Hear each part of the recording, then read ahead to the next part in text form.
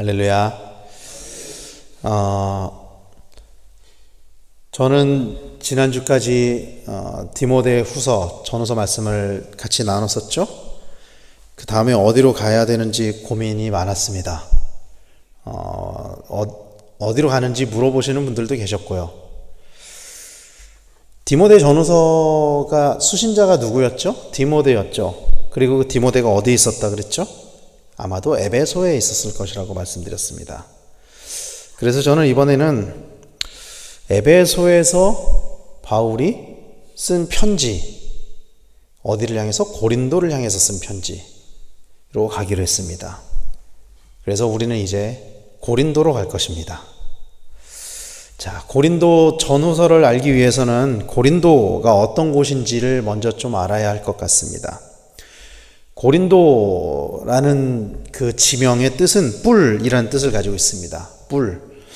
이 고린도는 위치적으로 보면은 아덴, 오늘날의 아테네의 서쪽에 64km 정도 되는 지점에 있는 곳이고요. 아덴과 스파르타의 중간에 위치해 있는 도시입니다. 스파르타 들어보셨죠? 예. 아덴은 오늘날의 아테네를 이야기하는 것이고, 그리고 이 고린도라는 도시는요, 오늘날에도 있습니다. 오늘날에도 고린도라는 도시가 존재를 합니다. 당시에는 인구가 50만에 이르는 굉장히 큰 도시였습니다. 오늘날에야 인구 50만이 그렇게 큰 도시라고 하기는 어렵겠지만은, 당시로 보면은 50만이면은 굉장히 큰 도시였었어요. 펠로폰네소스 반도에 속해 있고, 아가야 주의 수도이며 항구 도시였습니다. 그러니까 사도 바울이 2차 전도 여행을 어디를 향해서 가냐면 마게도냐를 향해서 가거든요. 이 마게도냐는 위치적으로 보면은 펠로폰네소스 반도의 위쪽 부분, 오늘날의 그리스 북부 지역을 이야기하는 거고, 그 남부 지역을 아가야라고 합니다. 바울이 2차 전도 여행을 하면서 마게도냐에 들어가면서 빌립보, 데살로니가, 베레아를 거쳐서 어디로 가냐면은 아래로 내려와서 아덴과 고린도를 향해서 가게 됩니다. 이 아가야주, 이 오늘날의 그리스 남부 지역에 있고, 여기는 교통의 요지입니다. 그리고 항구 도시였습니다. 로마에서는 이 고린도를 더 키우기 위해서 뭘 했었냐면은 운하를 건설하려고 시도를 했었어요. 고린도에. 그런데 이 운하 건설이 성공했을까요? 실패했을까요? 실패했습니다. 네로가 6,000명을 데려다가 땅을 팠어요. 운하를 건설하려고. 그런데 6,000명이 동원된 이 공사가 진행이 되다가 중단이 되게 되는데, 왜 중단이 됐냐면 네로가 죽었기 때문에 중단이 됐습니다. 네로가 자살하면서 중단이 됩니다. 그런데 여러분, 오늘날에는 고린도에 운하가 있습니다. 가보신 분들도 계실 거라고 생각하는데요. 오늘날에는 고린도에 운하가 있죠. 1893년에 프랑스의 토목 기술사 렙셉스라는 사람에 의해서 이것이 완공이 돼서 지금도 고린도 운하가 있습니다. 사진을 찾아보면 나옵니다. 에베소가 그랬던 것처럼 고린도도 지중해 연안의 무역 또 해상교통 중심 도시였고, 오늘날에도 그렇지만 해안을 끼고 있는 도시들의 공통적인 특징이 있습니다. 뭔지 아십니까? 해안을 끼고 있는 항구 도시들의 특징이 뭐냐면은 우상이 엄청나게 많아요. 왜냐하면은 배 타고 나가는 사람들의 안전을 위해서 각종 신들을 다 끌어다가 이 안전한 항해를 기원을 하는 거예요. 그래서 오늘날에도 일본 같은 나라가 우상이 굉장히 많잖아요. 왜냐하면은 바닷가에 있기 때문이에요. 바닷가에 있기 때문에. 우리나라도 제주도가 우상이 많잖아요. 제주도가 복음화율이 낮거든요. 왜냐하면은 이 우상 숭배하는 문화가 굉장히 오랫동안 자리 잡혀져 있었기 때문입니다. 그래서 정리를 하자면 고린도는 해안에 있었던 항구 도시였고, 당시에는 그 육로가 오늘날처럼 자동차가 있다거나 또 항로가 비행기가 있다거나 그런 때가 아니었기 때문에 가장 좋은 교통수단이 배였거든요. 그래서 당시에 고린도는 항구 도시 또 교통의 요충지였다라는 것입니다. 그리고 한참 번성할 때는 이곳에 2만 명을 동시에 수용할 수 있는 야외 극장이 있었습니다. 로마의 문화에 따라서. 그리고 그곳에서 고대 운동 경기가 치러지기도 했었다고 해요. 말씀드린 것처럼 고린도에는 굉장히 많은 그 우상들이 있었는데, 그 중에서도 고린도의 가장 유명한 우상이 뭐였냐 하면 우리가 한 번쯤은 들어봤을 법한 아프로디테의 신전이 여기에 있었습니다. 굉장히 유명한 신전이 있었죠. 그러니까 이렇게 보면은 에베소랑 고린도는 참 닮은 도시예요. 에베소랑 고린도는 항구 도시였죠. 교통의 요충지였죠. 그리고 우상 숭배가 만연한 도시였고, 여신을 숭배하는 신전, 굉장히 큰 신전이 있었던 도시였습니다. 그리고 이 신전에서의 예배 행위가 에베소와 마찬가지로 고린도에서도 어떤 행위로 이 여신을 향해서 예배 행위가 드려졌냐면은 신전의 여사제들과의 성행위, 또 여사제들끼리의 동성애, 이런 것들이 예배 행위였다는 거예요. 그래서 이 고린도인을 뜻하는 단어가 코린토조마이, 또 혹은 코린티아 제스타이라는 단어를 사용을 했는데, 당시에 이 단어가 고린도인이라는 단어도 있었지만 다른 뜻으로 어떤 뜻을 가지고 있었냐면 성적으로 방탕하다, 간음하다, 이런 뜻을 가지고 있었어요. 고린도라는 도시가 가지고 있는 특징이 그랬다라는 것입니다. 그런데 이 고린도에 바울이 2차 전도여행을 하면서 교회를 개척을 하게 돼요. 이 바울이 고린도 교회를 개척하는 이야기가 사도행전 18장에 나와 있습니다. 사도행전 18장에 보면은 바울이 아덴을 떠나서 고린도로 갔고, 그곳에서 누구를 만나냐면은 우리가 알고 있는 브리스길라와 아굴라라는 사람을 만나게 되죠. 여기에서 로마에서 글라우디오 칙령에 의해서 추방을 당했던 브리스길라와 아굴라를 만나게 되었고, 그들과 함께 회당에 가서 바울이 복음을 전합니다. 그리고 그 회당에서 누구를 전도하게 되죠? 회당장 그리스보라는 사람을 전도하게 됩니다. 그리스보와 그의 가족들이 세례를 받았고, 그리고 그리스보 외에 또 고린도 사람들도 예수를 믿고 세례를 받았다고 성경은 이야기를 하고 있어요. 사도행전 18장 9절에 보면은 이렇게 이야기를 해요. 어느 날 밤 주께서 환상으로 바울에게 말씀하셨다. 겁내지 말라. 계속하여라. 중단해서는 안 된다. 내가 너와 함께 있으니 아무도 너를 해치지 못할 것이다. 이 도시에는 내 백성 될 사람이 많이 있다. 바울이 그곳에서 복음을 전하고 이 환상을 듣고 나서 바울이 1년 6개월 동안 고린도에 머물면서 교회를 개척하고 하나님의 말씀을 가르쳤습니다. 이게 고린도 교회의 개척의 역사예요. 그래서 사실은 바울이 그 1차, 2차, 3차 전도여행을 하면서 많은 교회들을 개척을 했거든요. 1차 전도여행 때는 주로 소아시아, 갈라디아 지역의 교회들을 개척을 했고요. 2차 전도여행, 3차 전도여행 때는 마게도냐, 아가야 지방을 거치면서 에베소, 빌립보, 베레아, 데살로니가, 고린도, 이런 곳에 교회를 개척했습니다. 그런데 바울의 서신서를 보면은 그 중에서도 바울이 어떤 교회를 중요하게 여겼냐면은 특히 가장 중요하게 여겼던 두 개의 교회가 에베소와 고린도였어요. 그만큼 에베소와 고린도에서는 오랫동안 머물면서 말씀을 가르치기도 했었고, 그 에베소와 고린도가 가지고 있는 환경 자체가 너무나도 우상숭배가 만연한 곳이었고 너무나도 열악했기 때문에, 또 선교의 중심지로서 전략적인 요충지였기 때문에, 교통의 중심지였고 또 항구 도시였기 때문에 뜨내기들이 많았겠죠. 들어왔다 나갔다가, 항해를 왔다가 또 나갔다가. 그래서 바울은 이 지역에서 오랫동안 복음을 전하고 바울에게는 굉장히 큰 의미가 있는 교회였다라는 거예요. 바울은 오늘 본문에 보면은 첫 인사를 하면서 이 고린도 교회를 향해서 하나님께 이런 감사의 고백을 합니다. 4절 말씀에 보면은 그리스도 예수 안에서 너희에게 주신 하나님의 은혜로 말미암아 내가 너희를 위하여 항상 하나님께 감사하노니 라고 이야기를 하고 있습니다. 바울은 자신이 개척한 고린도 교회를 향해서 그 교회를 바라보면서 하나님께 감사한다라고 고백을 하고 있는 거예요. 그리고 그 감사의 이유, 뭐 때문에 감사를 하고 있냐? 그거를 5절과 7절에서 이렇게 이야기를 하는 것입니다. 5절 말씀은 이는 너희가 그 안에서 모든 일, 곧 모든 언변과 모든 지식의 풍족함으로, 또 7절에는 너희가 모든 은사의 부족함이 없이 우리 주 예수 그리스도의 나타나심을 기다림이라 이렇게 이야기를 하고 있습니다. 바울이 바라보는 고린도 교회가 이랬다라는 거예요. 그리고 그런 이유로 하나님께 감사한다라고 고백을 하고 있는 거예요. 자, 그러면 고린도 교회가 어떤 교회였습니까? 오늘 말씀에 보면은 5절 말씀에 보면은 언병과 지식에 풍족한 교회였다라는 것을 우리가 알 수가 있죠. 당시 그리스는 문화 중심지였습니다. 학문의 중심지였습니다. 우리가 알고 있는 것처럼 모든 학문은 당시만 해도 그리스를 중심으로 발달을 했었죠.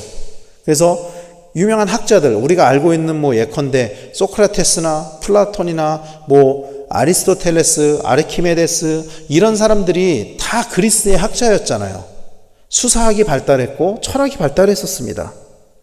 고린도는 그 학문의 중심지였던 아덴에서 아주 가까운 곳에 있었고, 이는 아덴과 마찬가지로 고린도도 학문적으로 굉장히 뛰어난 수준에 있는 곳이었다라는 것을 우리가 알 수 있게 해주는 거죠.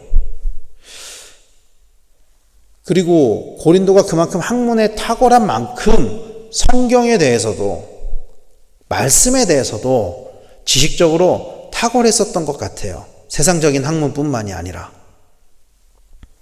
그런데 고린도 교회는요, 오늘 말씀해 보면은 이 언병과 지식에 뛰어났다. 그러니까 말도 잘하고 아는 것도 많아서 이 말씀에 대해서, 성경 말씀에 대해서 가르침을 받는 족족 이해를 하고 그것들을 잘 가르칠 수 있는 사람들이었는데, 그것뿐만이 아니라 모든 은사에도 부족함이 없었다라고 7절에서는 또 이야기를 하고 있어요. 은사에도 부족함이 없다. 그러니까 비유하자면 고린도 교회는 어떤 교회냐면은 성경 공부에 굉장히 탁월한 교회, 성경 말씀을 굉장히 잘 알고 있는 교회인데, 그 교회가 방언이나 통변이나 예언이나 신유나 이런 은사에도 아주 탁월한 교회였다라는 거예요. 대부분의 현실 교회는 오늘날에도 그렇지만 지식적으로 뛰어나거나 은사적으로 뛰어나거나 하나만 하죠. 그 교회의 색깔이죠. 이 교회가 가지고 있는 색깔이죠. 예를 들면은 대체적으로 장로교는 지식에 뛰어나고 순복음 계열은 은사에 뛰어나고 이런데 고린도는 이 두 개가 다 뛰어난 교회였다는 거예요. 바울이 고린도 교회를 개척하고 1년 6개월 동안 그곳에서 말씀을 가르치고 그리고 떠났음에도 그 교회가 그렇게 잘 성장했다라는 거예요. 그래서 바울은 감사의 고백을 하고 있다라는 것입니다.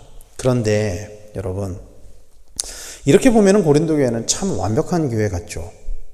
말씀도 충만하고 은사도 충만하고. 그런데 대부분의 바울 서신은 수신자의 문제로 쓰여지게 되었다라는 것을 우리는 기억을 해야 돼요. 그러니까 바울 서신이 쓰여진 목적이 다 있어요. 이 편지들은 다 목적이 있는데 대부분의 목적은 그 편지를 받는 곳에 뭔가 문제가 있어요. 그러니까 이 고린도 교회에도 뭔가 문제가 있었다라는 거예요. 이 고린도 교회도 사실 당시에 여러 가지 문제가 있었습니다. 그래서 바울이 고린도 교회에 에베소에서 3차 전도여행을 하면서 에베소에서 고린도 교회의 이야기를 듣고 고린도 교회에 편지를 쓴 거예요. 어떤 문제들을 이야기를 듣고서. 나중에 다루겠지만 고린도 교회는 분열의 문제도 있었고요. 성적인 문제도 있었습니다. 또 고린도 교회는 사랑이 없는 교회, 이 말씀은 있고 은사는 탁월했지만 사랑이 부족한 교회였기 때문에 우리가 알고 있는 것처럼 고린도전서 13장에 가면은 사랑에 관해서 집중적으로 또 이야기를 하고 있죠. 은사는 충만하지만 율법적으로 매여져 있었고 내부적으로는 갈등이 있었고 서로 정죄하였고 이런 문제들이 있었다라는 거예요. 그러나 그럼에도 불구하고 당시 고린도 교회는 굉장히 영향력이 있는 교회였고 여전히 바울은 고린도 교회에 소망을 두고 있었어요. 굉장히 많은 문제가 있었지만 바울은 고린도 교회가 여전히 소망이 있다라고 생각했었던 것 같아요. 그러면은 바울이 고린도 교회에 무엇을 봤길래 거기에 소망이 있다라고 생각했느냐는 거죠. 그 이유를 오늘 말씀은 경고하게 할 만한 증거가 너희들에게 있다. 그렇게 이야기를 하고 있어요. 오늘 6절에 보면은 그리스도의 증거가 너희 중에 견고하게 되어 라고 이야기를 하고 있습니다. 그리스도의 증거. 여기서 이야기하는 그리스도의 증거란 뭘까요? 바로 예수 그리스도의 부활입니다. 예수 그리스도의 부활입니다. 그 증거로 말미암아 그들에게 있는 수많은 문제에도 바울은 그들이 결국에는 책망할 것이 없는 자가 될 것이다, 이렇게 격려하고 있는 거예요. 지금은 비록 너희들에게 문제가 많지만 너희들이 가지고 있는 그 그리스도의 증거, 이것이 너무나도 견고하기 때문에 결국에는 너희가 책망할 것이 없는 자들이 될 거야. 그렇게 될 거야. 이렇게 이야기를 하고 있는 거예요. 오늘 8절 말씀에 이렇게 이야기를 하죠. 주께서 너희를 우리 주 예수 그리스도의 날에 책망할 것이 없는 자로 끝까지 견고하게 하시리라. 이렇게 이야기를 하고 있죠. 이게 고린도 교회가 문제가 있었음에도 불구하고 고린도 교회에 주어진 소망이다 라는 거예요. 이것이, 사랑하는 성도 여러분, 결국에 우리의 삶 가운데 우리의 인생을 돌아보면은 여전히 우리는 수많은 문제들에 놓여 있고, 이것은 세상적인 문제뿐만이 아니라 때로는 신앙적인 문제이기도 해요. 우리의 신앙이, 여러분들 우리 중에 누가 우리의 신앙이 완벽하다라고 이야기할 수가 있겠습니까? 우리의 신앙은 여전히 많은 문제들을 가지고 있고 여전히 말씀대로 살아가지 못할 때가 참 많이 있어요. 그러나 그럼에도 불구하고 우리에게 소망이 있는 것, 그러나 그럼에도 불구하고 우리가 먼 훗날 하나님 앞에 섰을 때 책망을 받는 것이 아니라 칭찬을 받을 수 있는 이유는 우리 안에 예수 그리스도의 부활에 대한 증거가 견고하게 서 있기 때문이라는 것을 믿으시길 바랍니다. 그래서 결국 우리가 붙잡아야 할 것은 무엇이냐? 예수 그리스도의 부활의 복음을 우리가 붙잡아야 된다는 거예요. 초대교회 성도들이 어려운 환경 가운데서도, 그 환난과 핍박 속에서도 믿음을 지킬 수 있었던 단 한 가지의 이유는 예수 그리스도의 부활을 믿었기 때문이에요. 예수 그리스도의 부활에 대한 확신이 있었기 때문이에요. 실제로 예수님이 부활하신 것을 눈으로 목격한 사람들이 있었고요. 그들이 증인이 되어서 또 다른 사람들에게 자신들이 목격한 것을 가르쳤기 때문에, 그것에 대한 확신이 있었기 때문이에요. 죽었다가 다시 살아나는 그런 모든 생명의 모든 권세가 예수 그리스도에게 있다는 그 확신 때문에, 그리고 우리도 비록 환난과 핍박 가운데 육신은 죽을 수는 있지만 그러나 우리가 영원히 다시 살 수 있다라는 그 예수 그리스도께서 먼저 모든 산자와 죽은 자의 소망이 되셨다는 것을 믿는 그 믿음 때문에 그들이 환난과 핍박 속에서도 부활에 대한 소망을 가지고 믿음을 지킬 수 있었다라는 것을 믿으시길 바랍니다. 사랑하는 성도 여러분, 오늘 우리는 어떤 복음을 붙잡고 살아가고 있습니까? 교회를 다니면서, 예수를 믿으면서 우리에게는 어떤 소망이 있느냐는 거예요. 많은 사람들이 교회를 다니면서 어떤 복음을 붙잡고 살아가냐 하면은 세상의 성공에 대한 복음을 붙잡고 신앙생활을 해요. 그러니까 예수를 믿으면 복을 받는다, 예수를 믿으면 잘 될 거야, 성공하게 될 거야, 이런 복음을 가지고 신앙생활을 시작했거나 여전히 그런 복음을 가지고 신앙생활을 하는 사람들도 참 많이 있다라는 거예요. 그래서 교회를 다니다가 실패하고 망하고 혹은 환난과 핍박을 당하고 예기치 않은 사고를 당하고 이럴 때 낙심하고 절망하고 하나님을 떠나가기도 한다라는 거예요. 왜 그런 일이 일어나냐면은 부활에 대한 소망이 없기 때문이에요. 하나님 나라에 대한 소망이 없기 때문이에요. 이 세상의 소망을 두고 이 세상의 성공에 대한 복음을 붙잡고 살아가고 있기 때문입니다. 사랑하는 성도 여러분, 우리가 붙잡아야 할 소망은, 우리가 붙잡아야 할 믿음은 세상의 성공이 아니라 영원한 하나님 나라를 예비하신 그 예수 그리스도의 부활이라는 것을 믿으시기를 축원합니다. 이것이 우리에게 견고하게 되어져 있을 때 우리는 어떠한 어려움과 어떠한 환난 속에서도 믿음을 버리지 않게 될 거예요. 만약에 당장 오늘 여러분들이 가지고 있는 욥처럼 모든 것을 잃게 된다면은 많은 사람들이 신앙까지도 잃어버리게 될 것입니다. 그러나 이 부활 신앙이, 부활 복음이 우리 안에 견고하게 자리 잡고 있다면은 어떠한 상황과 어떠한 환경 속에서도 우리는 예수 그리스도를 버리지 않을 것입니다. 이러한 믿음이 오늘 우리에게 강하게 주어지게 되기를 간절히 소망합니다. 우리에게 예비된 그 하나님 나라만을 바라보면서 오직 예수 그리스도의 부활 복음에 붙잡힌 삶을 살아가시는 우리 성도님들 다 되시기를 예수님의 이름으로 간절히 축원합니다. 기도하겠습니다.